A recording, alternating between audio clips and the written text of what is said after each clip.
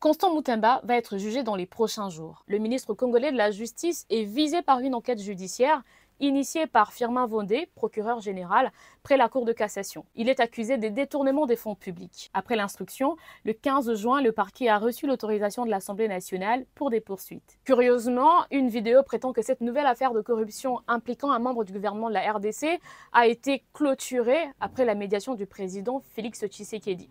Mais qu'en est-il réellement ?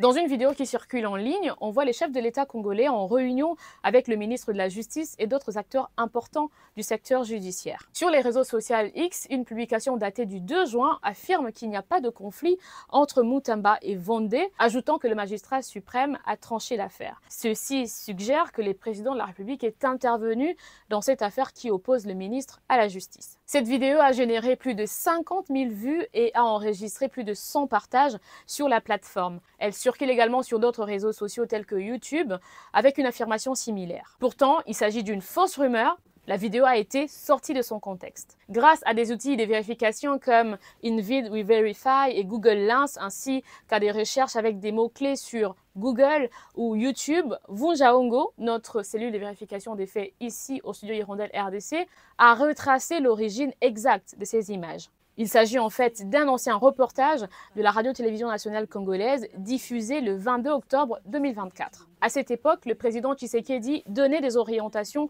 pour le bon fonctionnement de la justice qu'il avait qualifiée de malade et n'arbitrait donc pas dans l'affaire Mutamba. Comme je le disais au départ, actuellement, le ministre Constant Mutamba est inculpé pour une affaire de détournement de près de 20 millions de dollars américains.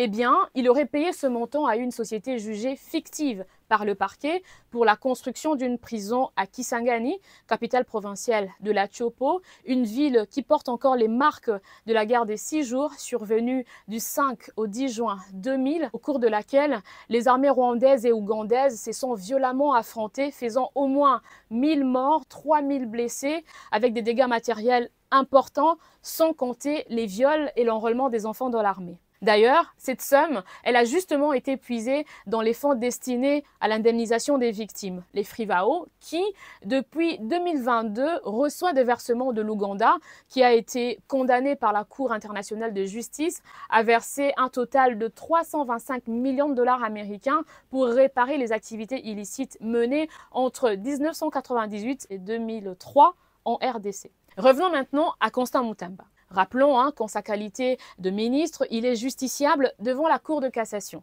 Il a déjà été auditionné 2 fois par le parquet. Lors du 3e rendez-vous, il s'est fait représenter par ses avocats. Après ces auditions, les procureurs ont estimé avoir réuni suffisamment des preuves pour un procès. Il a donc sollicité de l'Assemblée nationale l'autorisation de poursuite. Puisqu'elle est acceptée, le ministre doit démissionner de son poste.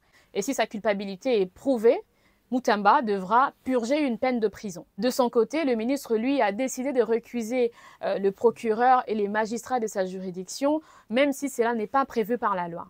À cette requête, Firmin Vondé a rappelé que l'instruction est déjà terminée, invitant les ministres à, je cite, « garder sa sérénité pour la suite de la procédure ». Fin des citations. En résumé, le président Tshisekedi ne joue pas le rôle de médiateur dans l'affaire qui oppose le ministre Constant Mutamba à la justice. Ce cas illustre une fois de plus comment les vidéos peuvent être détournées de leur contexte pour manipuler la population. Face à cela, il est important, voire crucial, de faire preuve d'esprit critique. Moi, je vous dis à bientôt pour un autre décryptage.